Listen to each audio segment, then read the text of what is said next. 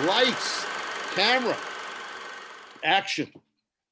Today, we have the pleasure to have with us Julia Stiles, actress in over 44 feature films and projects, and also 16 broadcast projects as well, one of which was a directorial on the project Paloma, where Julia was a writer and a director. And I first met Julia on a short film that she made called Raving back in 2007. I could not be more pleased than to have Julia Stiles. Oh my God. No, it happens all the time. Don't worry about it. Julia Stiles on Conversations with Charlie. Welcome, Julia. Thanks. It's so good to reconnect with you. And also thanks I've actually never counted the number of projects that I've worked on. So thanks for putting it in perspective for me. Yeah. Yeah.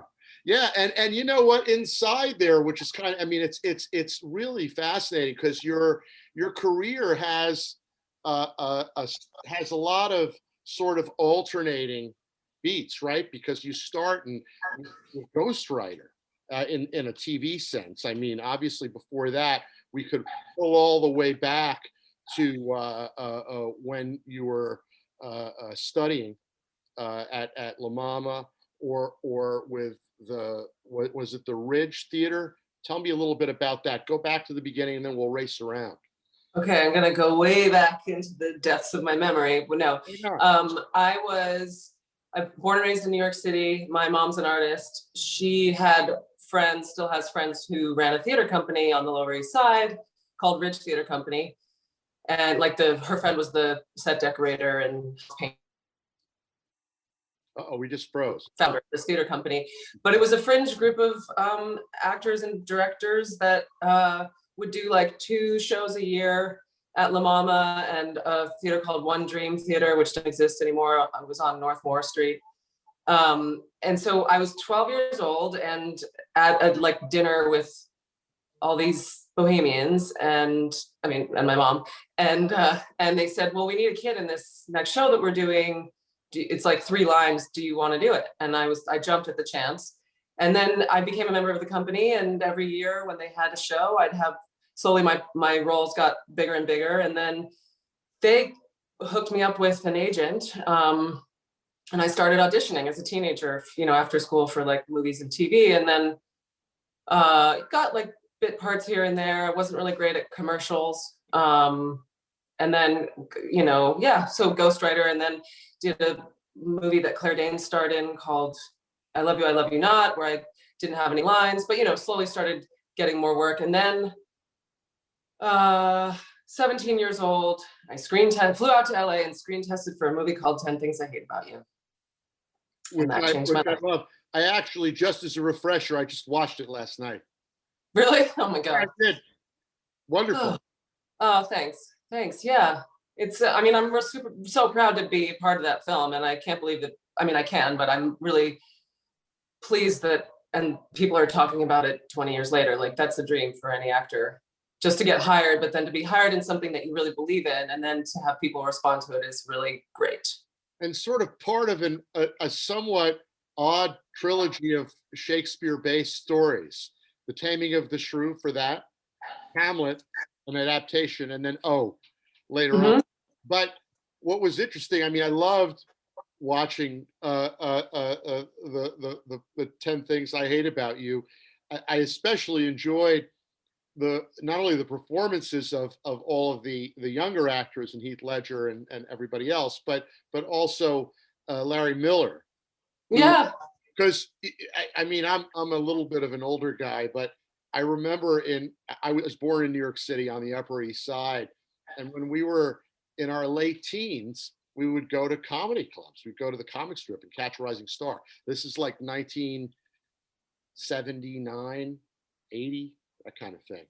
And I saw Larry perform stand-up back then. Wow. And he as a teenager, you said? Like, yeah. How cool is it growing up in New York City that you get to do stuff like that? Amazing, right? Yeah, I mean, and this is also the late 70s, before there was a changed drinking age. We were underage, don't get me wrong, but we were on the Upper East Side. It was a little rubbery. I mean, by the time things changed and the drinking age went up to 21, it got a little bit more tricky. But we used to frequent Catch a Rising Star and comic strip, and I used to see Larry Miller, Jerry Seinfeld, all the Joe Piscopo, all these comedians. Wow. And Larry was, just hilarious. So when I see him, I laugh. But he's playing a legitimately wonderful role as a paternal character in your film. It's fantastic. Yeah. Yeah. Wow, that's Funny. amazing. Yeah, he's hilarious, and he brought so much. He was just brought so much to that part, and some great comic relief. But that's amazing that you got to see all those guys. Yeah. Where did you get your fake ID, by the way? You know what? Back then, for some reason, they just let us in. Yeah. They just let us in. They didn't serve us alcohol, but they let us in. Later on, when people of the same age would attempt to enter into any establishment, that was not okay, except up at the York Bar in the 80s on York Avenue, because for some reason the bartender there didn't care if you were 17. He didn't even look. But it was that time when they allowed us to do incorrect things.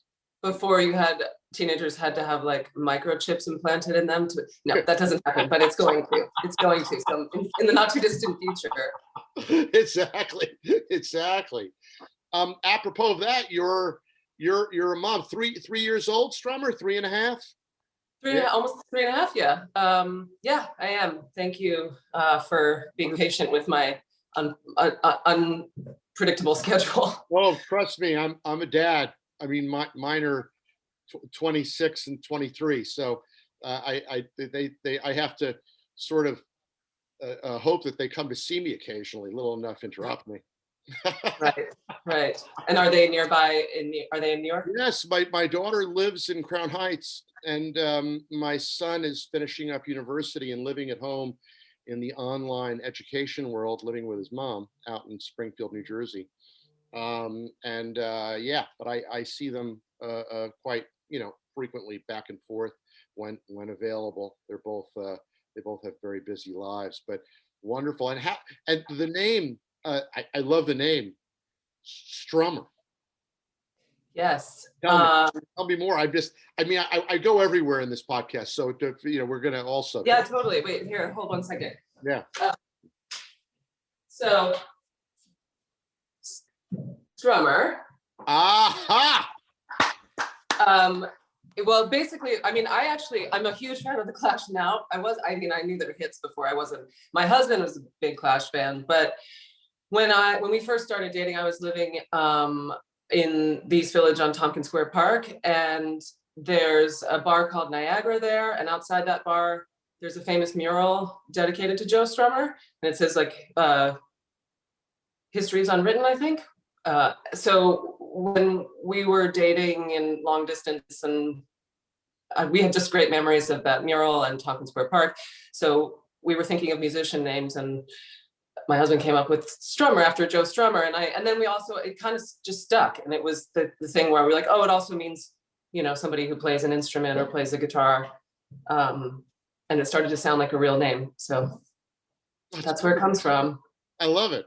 I love the Clash. I mean, when I was a film student, I pirated one of the memorable Clash songs for the last moments of my thesis film that I directed, which was the film "Should I Stay or Should I Go?" Yeah, there you go. They're and I'm not even really that into punk rock. They were very palatable punk rock, but also Joe Strummer was like such a interesting person. He was an activist, and I think that's expressed in a lot of his music. And then he went on to be in the Mescaleros, and he just they have a lot of catchy tunes, but then they also just the message, even way back in the 70s and 80s when they were popular, the message was a good one, anti-establishment and very like socialist and egalitarian. So you got a chance to launch doing the first sort of big project, and then you went on from there, and it just started to roll after that. How did your career go? How were you able to? Was just one after another, or going independent and then large? because it was a little while before the that was a big budget film right out of the gate, actually, early on with 10 Things I Hate About You.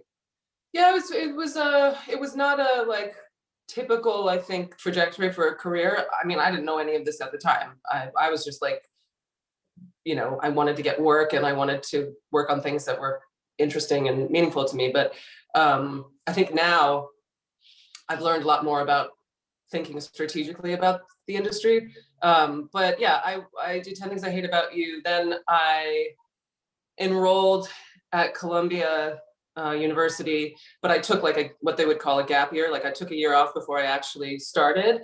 Right And on. at that time I made a bunch of movies. Hamlet was one of them. Mhm. Save the Last Dance was one of them. So I worked that whole year. And then started college when Save the Last Dance came out, and my career, you know, the movies are released and my career, I started getting more recognition. And then, yeah, I mean, And you went to Columbia to study English. You were not there to study acting or be in a part of the art school, correct? Or how did? right. I mean, the undergraduate, they don't even have an acting program, but you know, I knew I wanted to go to school, and I think there was a part of me that was like running away from becoming famous. Like as I started, people started recognizing me on the street, or your day-to-day life changes and you are more in demand, I think, in the industry. And there was a part of me that was like excited by it all, but also a little scared of it. So I think university allowed me to be in a kind of insulated bubble and also have my focus. Like, you know, you see these stories of young actors and actresses who have a certain amount of success and they very quickly can become drug addicts or, you know, crazy. So I think that university really helped me like keep my head on my shoulders, because the focus when I still had to do my homework, I still had to, you know, hand in those essays, and it seemed like I'm in school with people who are going to become doctors or, you know, lawyers or politicians, that Hollywood wasn't the center of the universe in school. Which is but great. it slowed, you know, it meant that it slowed down my career in some ways. But I was very much looking forward to, whether I knew it or not, I was very much looking forward to, or my goal was to have a longer term career than just be like in a sprint, if that makes sense. Mm-hmm.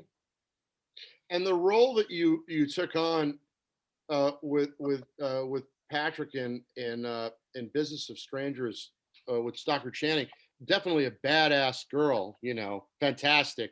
And am I correct in saying this sort of is a direction coming that has a certain thrust from 10 Things I Hate About You? It's a character that, not that that's the same character, but it's a person with tremendous independence and sort of kind of a counter character to a more conservative person in this case, right? Well, yeah, I mean, the Business of Strangers was such an amazing script and an amazing part, but dark, right? And so you could see that my interest, even though I was 19 years old, my interest was in some of that darker, more challenging material. And, you know, I'm very grateful for all the sort of commercial opportunities that I've been given. But after 10 Things I Hate About You, I think there was a bit of a tug of war of like, the people in the industry want to hire you in rom-coms, and here's this angsty 19-year-old who wants to, you know, make movies about,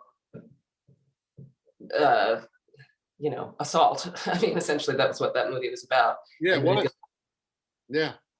Yeah. And it was also kind of, I don't know, it was sort of an anti-yuppie message too, right? The Stockard Channing character. And there was a theme inside of that where you had the woman on the business trip, you know, and so it was a context theme too. It was great, you know. Yeah. Also the lots of gender issues, you know, you have these two powerful women and in roles that we don't necessarily see women, or at that time we didn't see women portrayed as such. And yeah, challenging material, but and dark certainly, but also, I mean, I was, and maybe slightly less commercial too, but that was what was driving me creatively, you know, and also to work with Stockard Channing, who's a legend. Yeah, exactly. Amazing. She was great in that. Such a great film. I love seeing it when I saw it at Sundance, and I lost track of Patrick. I don't know what happened to him after that, but that was a great project to be in. And then after that, you launched from that right into the first of the Bourne franchise. It's like the next one up, and boom. Yeah. What a fluke that was. I had no idea it was going to be most of my adult life playing that role. But how did it start? It started, I distinctly remember being in my college dormitory. My agent sent me the sides. You weren't allowed to see the whole script. My agent sent me the sides, and it was a couple scenes. And I was stressed out thinking, well, if I go, this is so misguided. I was like, oh, but if I go and do this movie, then I have to quit school this semester and I won't get to finish my exams and I won't get the credits. Thank God somebody talked me out of that. And then I got on a plane to the Czech Republic and filmed a couple scenes. And then, and it wasn't a really big part. We also didn't know if there were going to be sequels and how the movie was going to do.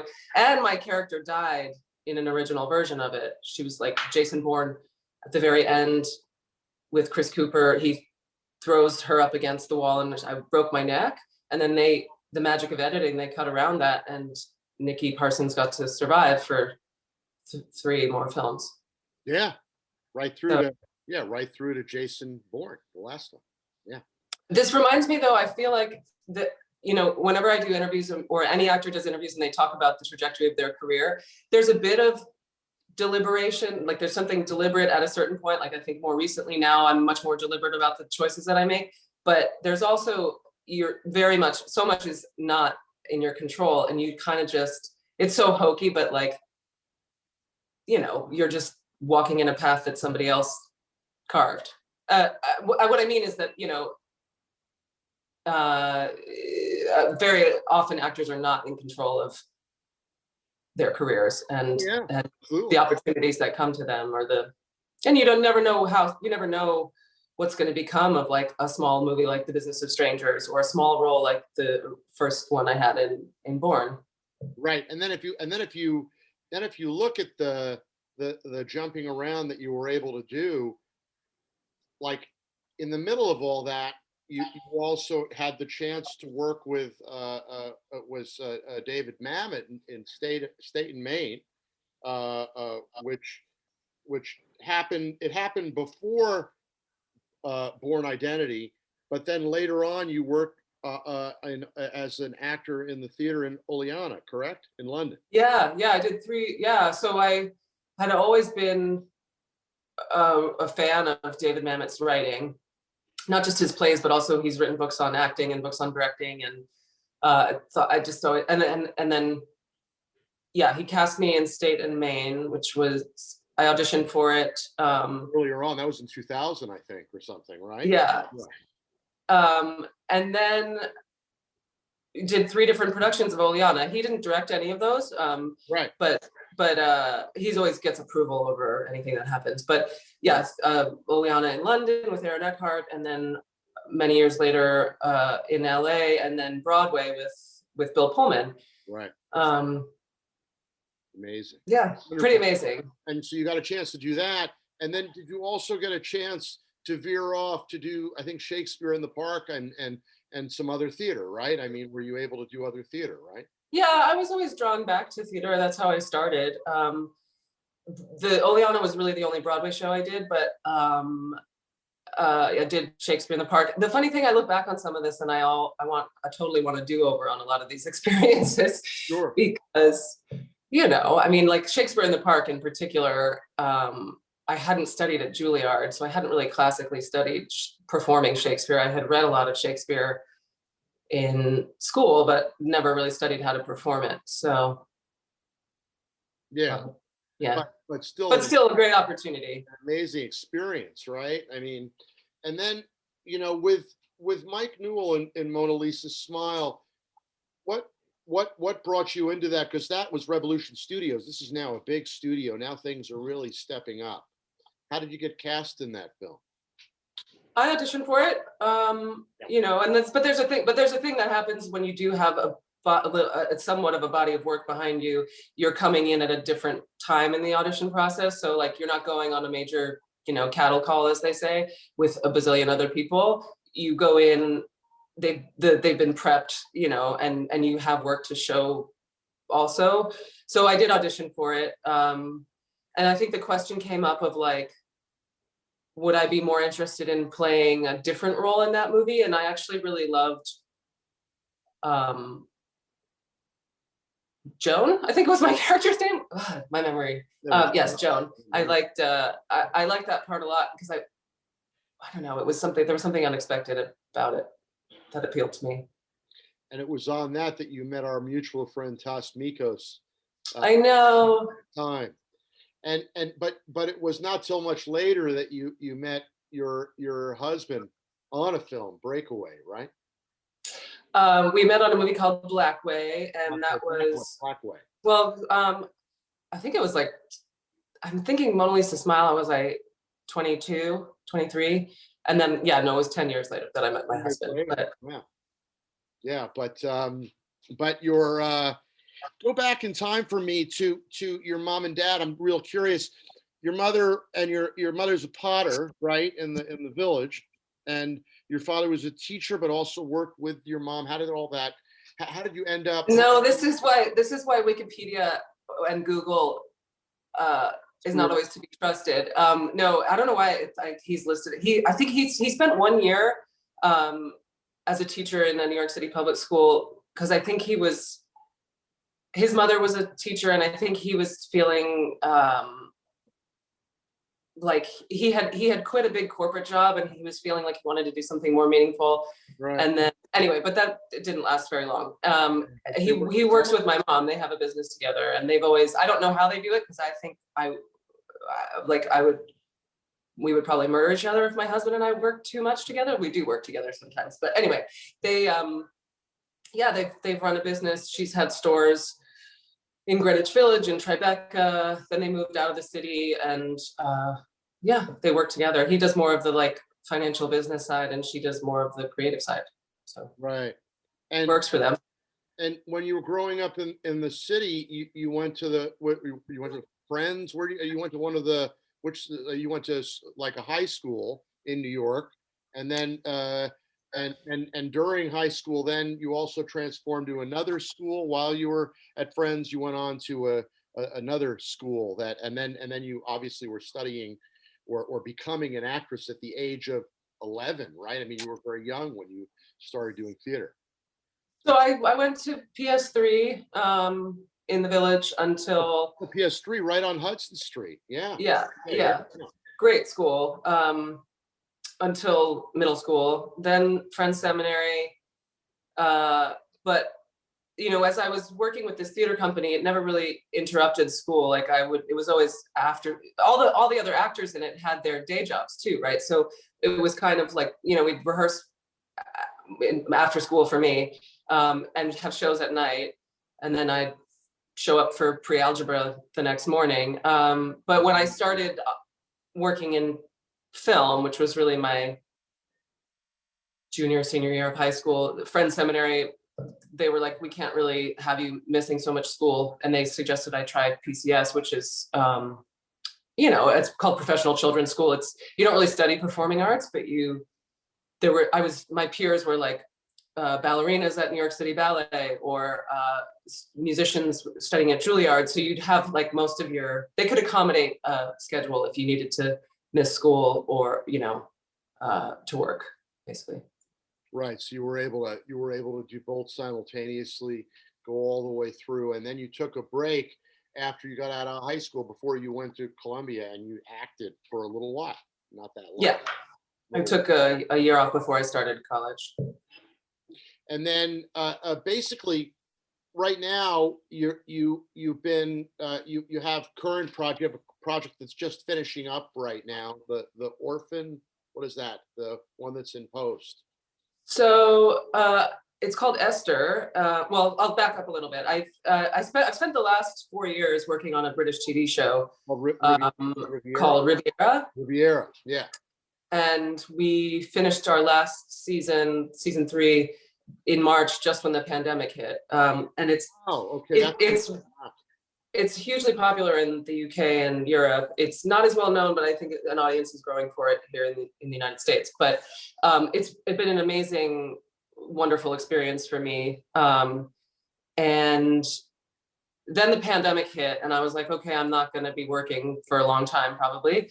And I was really reluctant to go back to work, like just out of fear of how do you have a crew of people socially distancing? That seemed impossible to me.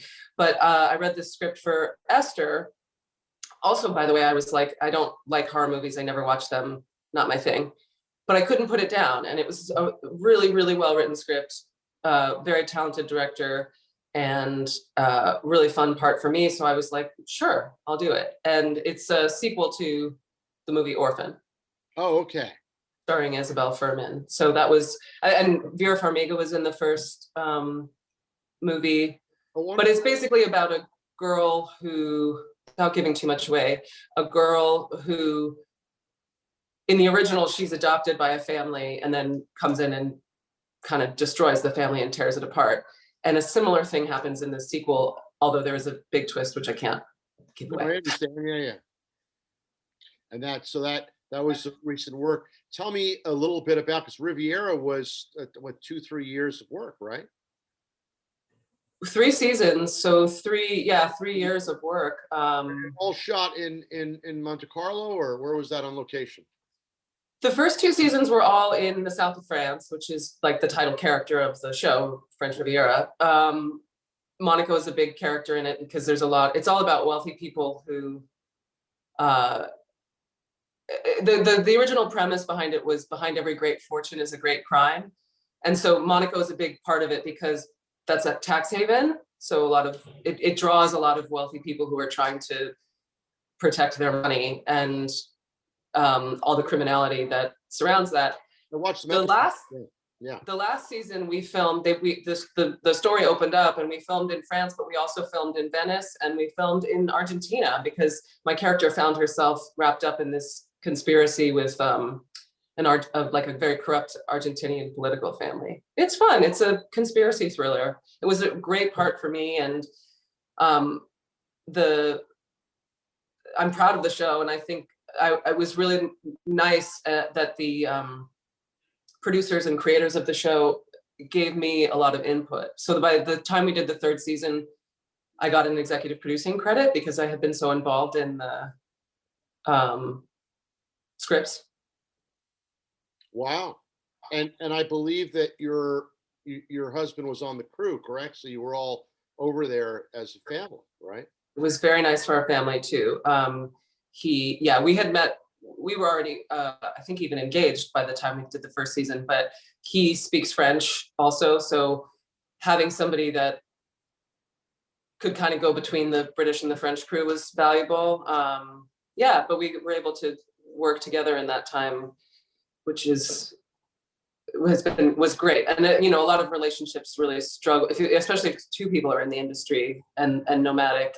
It can be really challenging on any relationship to not, you spend so much time on set that you basically, if you're not with your spouse, you're like living a completely different life. Yeah.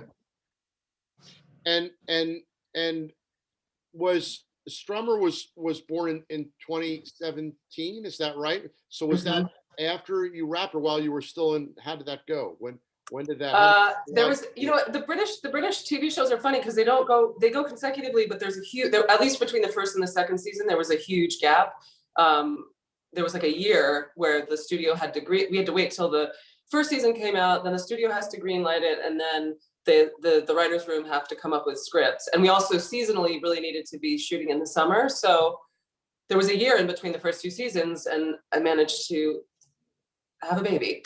So I was just thinking Toss is funny because he's such a lovely man, but I remember he texted me when I think he read that I had gotten married to a camera assistant, and he said, "You picked the right department." Because he's a DP. So I know well, and I know his life as a DP very well. We've been out on the road together and at an event that we both share every year in Poland, where We go to a cinematographer's festival called Camerimage, and yeah, so I've spent a lot of time with him, and I'm quite aware of his nomadic life as well. So yeah, yeah. It's a challenge. Cinematographers, especially at his caliber, go all over the place. They're Yeah. shooting in South Africa. They're shooting in Europe. They're shooting in Asia. Anywhere. They're just constantly traveling. And on and then so Riviera was 3 seasons. So it's sort of like it was a gig. It lasted a while, which is lovely, right? I mean, kind of during that period of time, was there time to fit other stuff in? How were you able to manage that? Probably not, right? I did, yes, between the second and third season, there were, because we would only do like 13 and then 10 episodes, it would be like half the year. So there was time in the other half of the year to do other things. I did a movie called Hustlers between the second and third season. Amazing. With a lot of the New York crew that reminds me of Toss and reminds me of Mona Lisa Smile. And anyway, and then I did another movie called The God Committee, which actually is going to come out now this summer, I think in June. And that was a movie that got into the Tribeca Film Festival, and then the Tribeca Film Festival was canceled because of COVID. So I'm glad it's finally coming out. But yeah, I mean, and then I look back on Riviera, especially because of the pandemic, and I think about, oh my God, what a gift that I was able to work with my family on 3 seasons, essentially 4 years of this show that took us to amazing places in the world. That, I mean, we were filming in Buenos Aires, living in Buenos Aires for 3 months. March comes, we're hearing this like drumbeat of a global pandemic that is about to hit North America, and we finally wrap the show, get on like the last plane out, and then the world shuts down. So, now, especially when travel is so restricted, I look back at that time on Riviera as what a gift that was. Amazing. Wonderful. Yeah. And what's also great right now in the streaming world, outside of the project that you did for this group, Netflix is really centering itself in regions, doing regional language content. So shows like Marseille with Gérard Depardieu, or Call Lupin. My. Have you seen the show Lupin? Yeah. I haven't seen that yet, but I've seen Marseille, and I've seen Call My Agent, which in French is called 10%, which I love. Me too. And great show, very funny, perfect. Very good show. Yeah. And it's great that, there's so much stuff that's going on now. The world has opened up that way. What we worry about is our mourning for the opening of the theatrical experience, which from what I've heard, I could be wrong, I think this coming weekend or soon, the cinemas are opening here in New York. I mean, whoa, I don't have absolute confirmation of this. I know in the suburbs they have, but the movie theater business has really gone through pain. Everything's streamed. Yeah, but that's amazing if that's true, because I'm not to go on this a long rant about the state of cinema, but there's a slow. Do you remember there was an article written a while ago, the sky is falling, and it was about how streamers and are taking over, and like, yeah, there's the future of going to actually see film in a theater is going to be dead, because everybody's just going to have their own home entertainment system and doesn't want to deal with the public. And so then if you have, that's true, COVID makes it so that everybody is plowing through content at home. And I have to believe that there's still a part of us that wants to go back to the campfire. Same thing with theater, go back to the campfire and have a shared experience, Yes, absolutely. And I think the hunger is going to be huge. Yeah. I mean, it's a funny thing because, before the pandemic hit, there were some battles that took place with the theaters, because the streamers didn't want to provide a 90-day window. So basically there was no exclusivity for box office. And I think that may still be the same. I'm hearing a friend of mine who used to be, well, my friend Ted Hope, who used to be the head of Amazon before that, Good Machine, and all kinds of other this is that, all kinds of other stuff. I was talking with him the other day, and he was describing to me some of the models that involve putting out a movie in a streaming release, and then pulling it and only making it available in the theaters. Which I was like, wow, that's interesting. That's turning day and date upside down. But something's going to have to change, because there has to be a reason why people need to have that desire to not just kick back at home too. But I think there is a reason. We're all isolated. We're stuck in our We're all stuck at home. We're all stuck at home and cannot get out, cannot cannot get a distraction and a diversion quickly enough, you know. Yeah, stir crazy. Is your husband's world has been affected incredibly, of course, because of production and COVID and all that, but it's back a little bit now, right? It's back, you know. I mean, I even went back and worked on Esther, and that was you know, that was like a 6-week shoot, lots of COVID protocol. But I think the film industry has done, and my husband's working now, has been nonstop working since probably the what month are we in? Last September, I guess. And there was a point in time when, you know, the industry shut down, but I think the film industry has done a really good job of figuring out how to stop the spread, so to speak, and keep people going back to work safely. It's expensive. I know it's like usually 25% of a budget, but yeah, there are 6 people on every production minimum. A COVID captain, a COVID advisor, 4 technicians. And then the testing too. The testing is what saves us, because I know with Esther, there were definitely times when everyone was obedient and wore masks and washed their hands and tried to be as safe as possible, but you cannot socially distance on a film set at a certain point. And also there were definitely days when we would be inside all day long, and maybe there are extras, but there's a lot of people inside. And whenever I would get nervous about that, the thing that always calmed me down was that everybody in this room is getting tested 3 times a week, you know, so thoroughly that there's no way that anybody here has COVID. And I think it's just, if you look at the numbers, like it's very, the film industry, most productions are able to either not have anyone get COVID, or if somebody does test positive, they can isolate them and keep it under control. So there's hope for our industry. Yeah, there is. No, it's definitely happening. I mean, I'm personally working on a few projects right now, and there's stuff going on. It's definitely the things have launched back. I'm curious. We have to get into your experience as not only a director and a writer for the short film that you did, Raving, but also Paloma, which I know virtually nothing about. But you wrote and directed was it 5 episodes? What was it of the Paloma series? Correct? Yeah. So what happened? What's that? Tell me about that. John Avnet and Rodrigo Garcia created this right when streaming was getting big, but then also YouTube decided it was going to have channels, and they were putting a lot of money into scripted content. So YouTube videos weren't just cat videos. They were like, we can put shows on YouTube.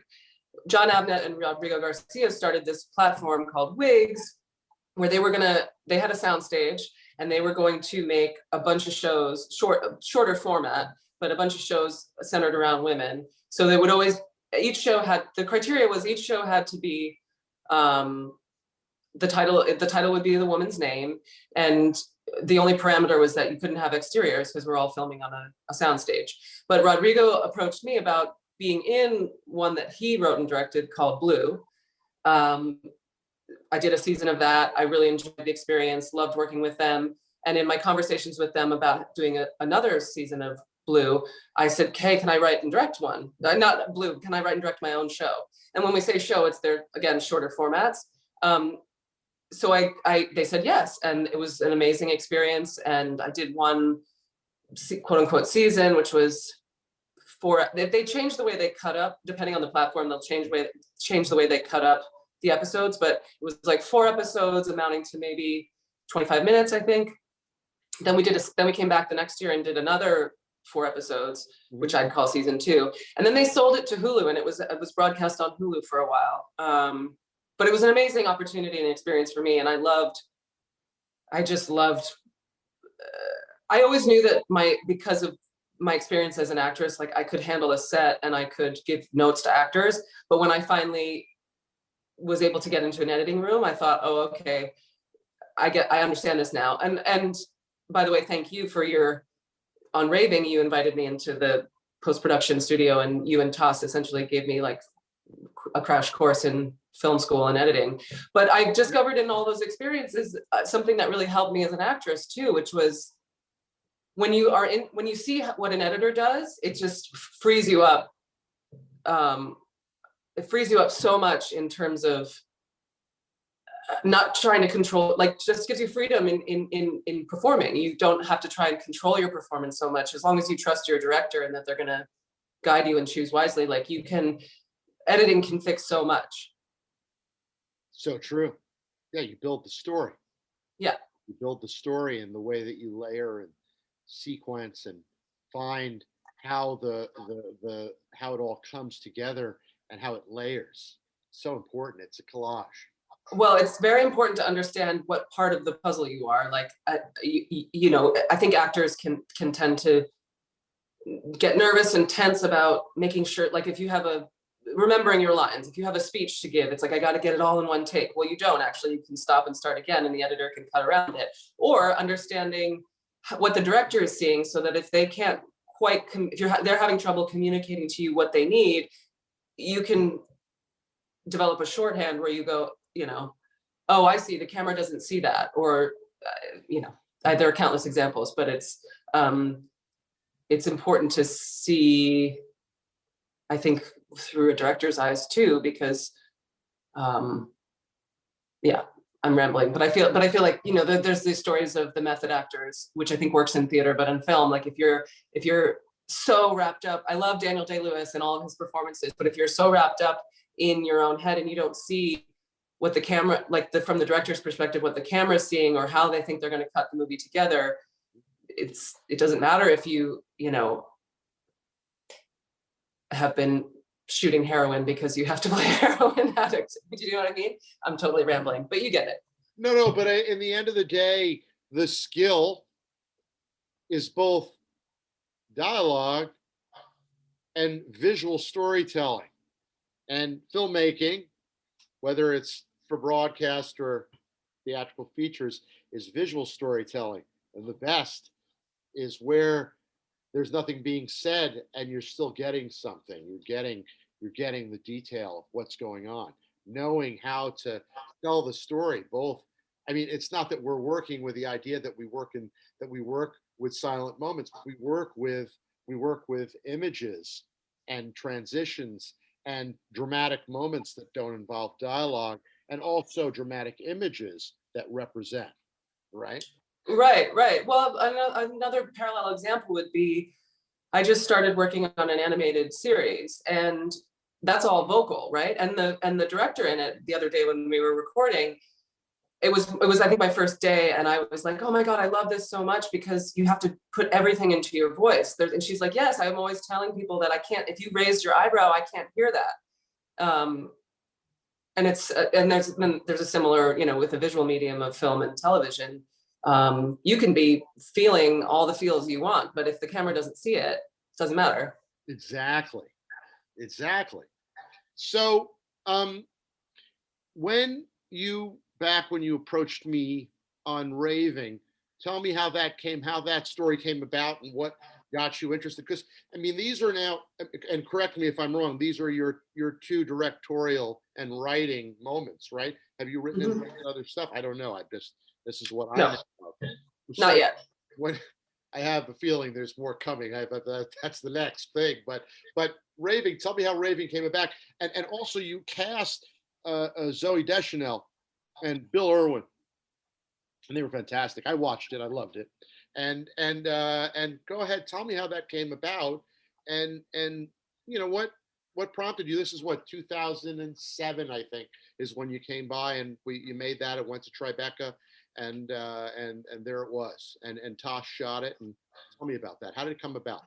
Elle magazine. There was a producer, Celine Rattray in New York, who I knew, and she approached me and said, "Hey, Elle magazine wants to fund short films, and they were doing like a series. They think it's good advertising for the magazine, it's good sponsorship, all that. So it's an opportunity for you to cut your teeth at directing. Do you want to get involved? And I said, yeah. And then it was just a conversation with the magazine about, well, what do you want it to be about? And I saw it as an opportunity to get, get someone to fund my short film, basically. But I worked with them in terms of like, what is the story going to be about? And they really wanted it to center around, the idea was the dress that changed my life.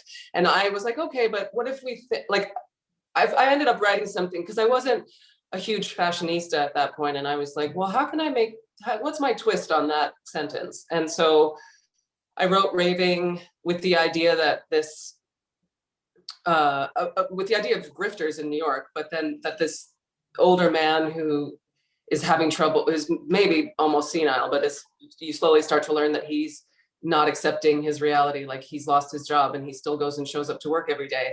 He develops a friendship with this young woman.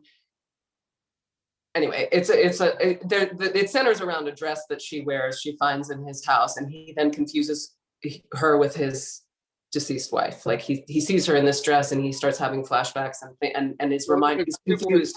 It was the dress of the ex-wife. Am I wrong, or you tell me? I don't know. Yeah. It was. Yeah. It was. Yeah. I'm surprised that you saw the whole thing, because I feel like I don't know where to. I don't have a reel or anything. I feel like I can't find it because it's chopped up on YouTube. I think it's in because it's a longer. Watched it. Oh, thank you. It's yeah, like 20. It's at least 20 minutes, which is on the longer side for a short. Yeah. No, that's how I watched it. I watched it in 3 pieces. That's how they did it on YouTube. Okay. Yeah. Well, thank you. And then Toss was like, I think I was around. It was on the heels of Mona Lisa Smile, and that's right. And Toss was like, anything you want, Julia, I'll do it. And I mean, he does giant studio movies, so it was really cool of him to be like, I'll make your short film. And also, he was really cool to collaborate with, because he was very respectful of my vision, but also very patient with, teaching me more than I knew at that point. Yeah. Great guy. Great guy. Yeah, no, he is a great guy. And in my world, going back when I was still with Technicolor before I went out to kind of go out on my own in post supervision, he was, we lost you there for a second. Oh, wait, hold on. Yeah, But we need to just get the camera back. Okay, wait, hold on. My podcast producer will. There you are. Okay, sorry. It's in. Okay. So anyway, yeah. What was always wonderful and what was unique about Toss was that when you had veteran cinematographers like he is, you have craftsmen who are capable of guiding what the image will be from having shot on film photochemically, having finished films photochemically, and what we used to refer to back in the early days before digital finishing as making sure that your creative ideas were in the negative. And then what you left behind was what you intended, and you didn't have to do like crazy things to make that happen. And Toss was someone who was it was almost bulletproof. When his stuff came in, it was like, oh yeah, this is what he wanted. You didn't have to go very far. Oh my God, I think about that experience, and I've learned so much from it now on a practical level. But Toss was so game. We were running I wrote way too many locations in the script. So we had a 4-day shoot. We were running all over the place. There were 2 magic hour shots that we had to race to get. So that's like 2 of our shooting days. Wow. Then there was also filming in a club, and there was a sequence where she's dancing and there's like a strobe light. And he did this thing where we went into a club, he didn't have to light practically. He had something like a flashlight or opened up the stop on the camera. I don't remember, but it was the coolest, like kind of trippy sequence. And so he's very, from a studio background, to like very, very imaginative and artsy fartsy, and was so game to like, you know, cram a lot into a 4-day shoot. The other thing was that I was stupidly a purist about, and I think that's why we came to Technicolor and talked to you. I was like, I'm insisting on shooting on film, which when you broadcast, I mean, I get it if it's going to be projected, if it's going to be projected in a theater, there is something really magical about the unpredictable accidents, like the happy accidents, you know, with the great film grain, or like hairs in the, you know, the shutter, you know, there is a primal thing that I love about film. But if it's ultimately going to be broadcast on YouTube or just on a computer screen, now I've come around to being like, okay, yeah, digital makes sense. But Well, also digital has gone through tremendous advancements since 2007. yeah, totally. Back then, you could literally say if it was shot on film, you got a dynamic range that was really not available otherwise. Now Right. it's, I won't say it's the other way around, but you get pretty much everything you want digitally now. You did another short. Well, you did another 2 shorts, but you did another short that I haven't seen. And I don't think these short films are not accessible. There should be like a short film channel. Someone should do this. There should be, yeah.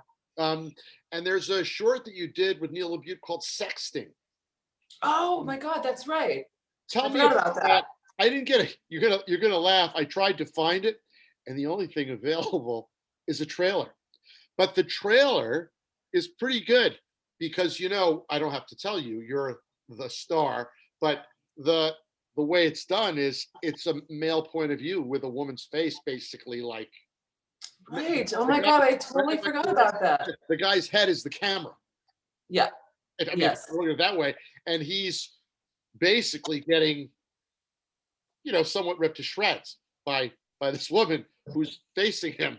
And I love what I saw. I'd like to see the whole thing. But tell me about that. Tell me about Neil LaBute. How did that come about? I'm you know, listen, I go everywhere in my podcast. So this is an opportunity to talk about something that maybe doesn't always get spoken about. Yeah. Well, first of all, don't Google sexting because I'm not responsible for whatever comes up. But whatever spam comes out, not my fault. Neil LaBute wrote a monologue basically for me, and that's what it is. It's essentially me looking down the lens of the camera and talking into the camera. And I'm trying to remember, but I think the premise was that, you know, in beautiful classic Neil LaBute writing, this isn't revealed until later. Like you don't exactly know what's going on until, I think, if I remember correctly, it was that she essentially was like having an affair with a married man and then ultimately is going to blackmail him about it. Or I don't remember, to be honest, but it was essentially a monologue. Again, beautifully written. And we shot it in LA one day. I had been, how did I meet Neil? I think there had been a few of his plays that I was going to be involved in that maybe never got up and running. I think I auditioned for one in New York. I auditioned for one of his plays that ended up being on Broadway, and Alison Pill ended up playing the part amazingly. She was brilliant. But that's how I met Neil and kind of kept in touch with him. Yeah, interesting short, and interesting to do shorts, I would think, in your career. I mean, this is not like that long ago. We're talking 2010. It's after you did Raving. Well, also that Neil LaBute short was like a dream for any actor because it is a monologue, and you know, normally, like, yes, film is a visual medium, so you know you're only a small part of it, but to have it just be a monologue is really fun. Yeah. I understand you're a huge Mets fan. Well, is that true or not, or is this just something that gets thrown out by in publicity because I guess you threw a pitch out at one point or something? It got seized on by the internet. I am a Mets fan, but I would say, like my dad says, I'm a fan of baseball. So long-winded answer. A long time ago, wore a Mets shirt to a premiere before I had a stylist, and then so that became a thing, and then I got to throw out the first pitch at a game, and I was a huge Mets fan, I have to say, kind of shamefully, because I've been out of the United States so much in the last few years, it's hard to keep up with baseball. And then also these guys get traded all the time. My allegiance to one team is not that strong, but yeah, I mean, I'm a Mets fan. Yeah, I'm a Mets fan. I mean, you know, but if you ask me like statistics of even what's going on now, I wouldn't be able to tell you. It goes to generations. I mean, I sort of started my life, you know, having a direct subway line to Yankee Stadium from the Upper East Side. So Yankee Stadium became sort of the destination for baseball for me. Some of it's geographical, some of it's just out of memory. Some of it's about where you were taken before you could go on your own, all that kind of stuff. Right. I mean, baseball is a thing. I was really into it in the Mike Piazza, Robin Ventura, that era.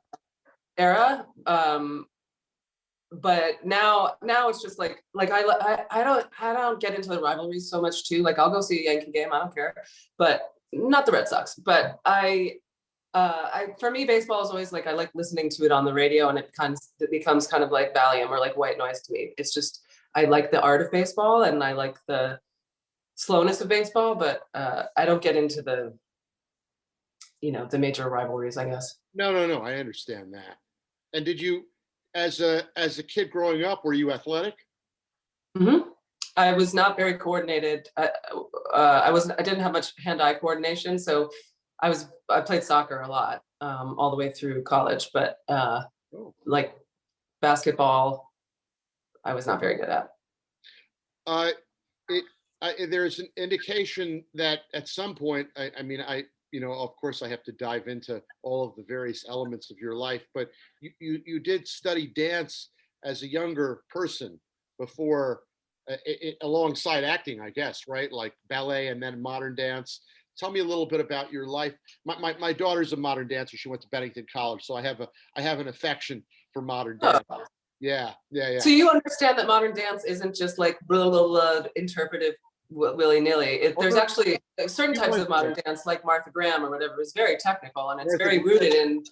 Yeah, Bennington College. My daughter went to Bennington. She studied in the building named after Martha Graham, and in a program that had foundations with Merce Cunningham, and Yeah. Amazing. Yeah. I mean, I did a little ballet as a child and a teenager, but I couldn't go on point.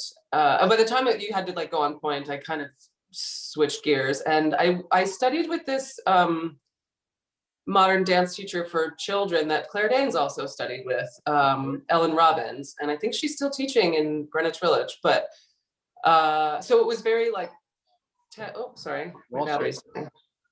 Hold on. Oh, my battery's dying. But very technical in the beginning of the class, and then the last half of the class is improvisational. Anyway, so that was a lot of my, and I did like summer courses at Alvin Ailey, but I was nowhere near like going to be a professional dancer. It was just more part of the artistic upbringing, I guess. Right. I mean, there are all the components of music, movement, and theater, right? So that's, and movement is part of what you do in your life, in a sense, right? Yeah. So I mean, it's important. Was there any music in your household when you were growing up? Was that a big part of your life in terms of playing music, or just obviously appreciating? You named your son. I love music so much, and I so wish that I had musical talent. Growing up, not really. My mom played a lot of records, and I always have very distinct memories of her like cleaning the house, listening to Fleetwood Mac, or listening to Talking Heads, even Cyndi Lauper, Tina Turner.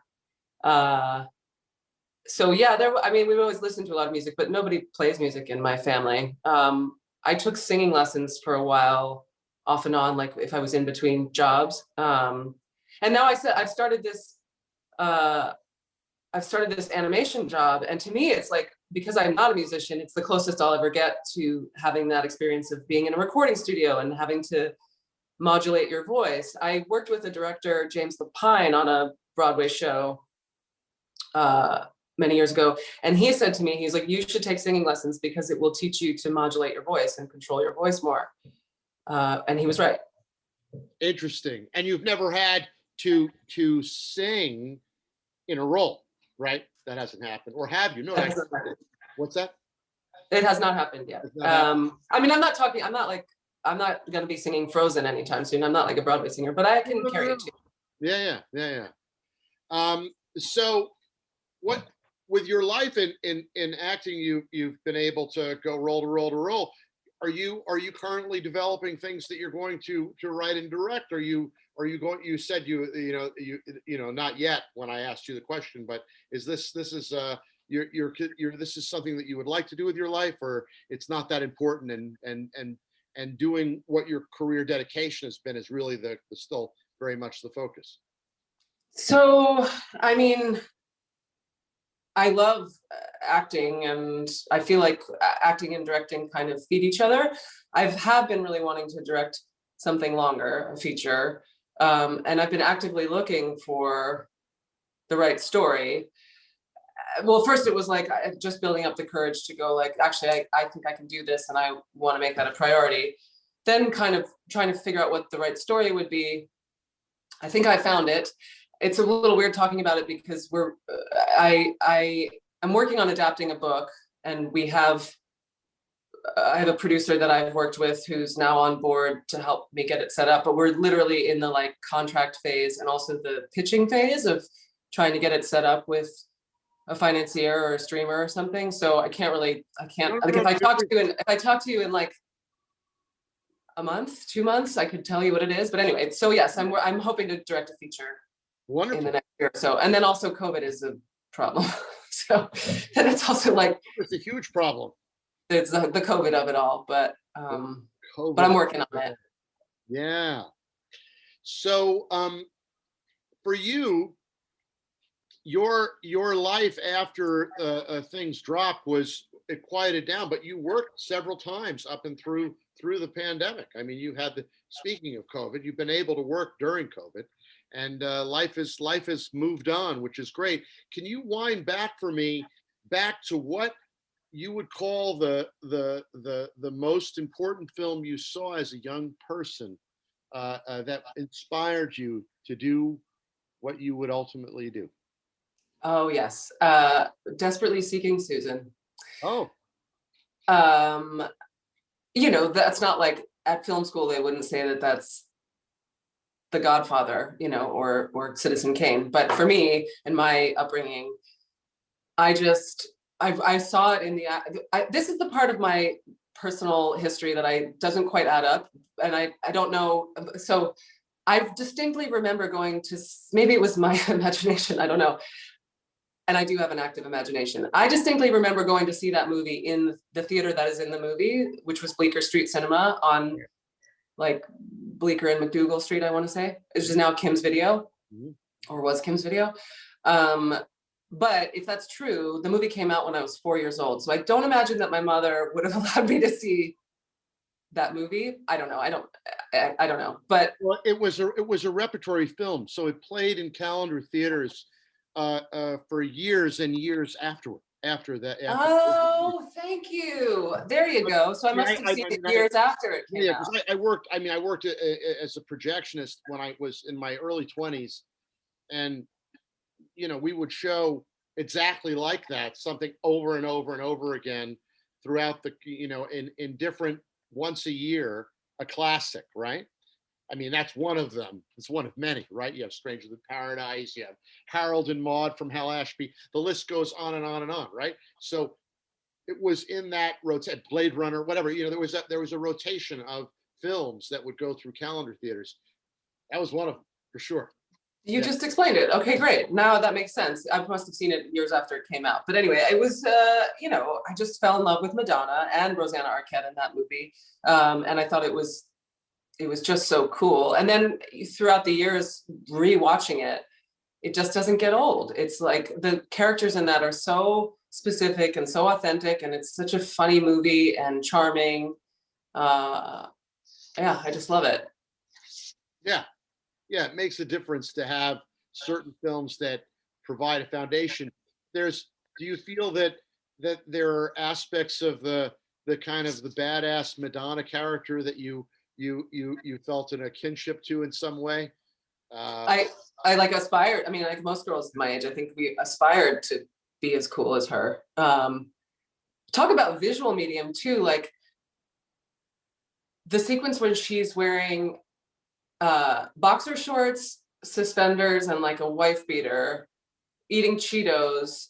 Oh no, she jumps into and stockings. She jumps into, oh yeah, she was wearing a garter belt. She jumps into the Jersey guys swimming pool, swims across the pool, gets out, and then goes and sits down, puts her sunglasses on, and eats a bunch of Cheetos. That is so vivid. You know, I mean, it was captivating to watch, but it was so vivid without saying anything. right, right, means something. Yeah, impactful.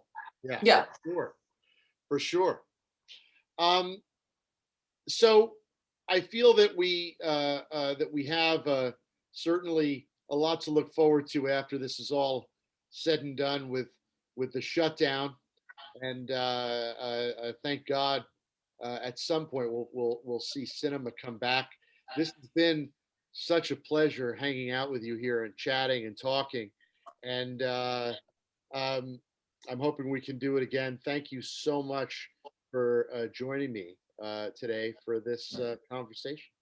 Thank you. Such a pleasure reconnecting, and Yeah, we'll stay. thanks for, yeah, we'll stay in touch. I'll let you know how, well, and also you let me know how your projects are shaping up. But it's, yeah, good to talk to you. Good to see you again. Thank you so much. Good seeing you. Bye. Thanks. Thank Stay you. safe. You too. Okay. Bye.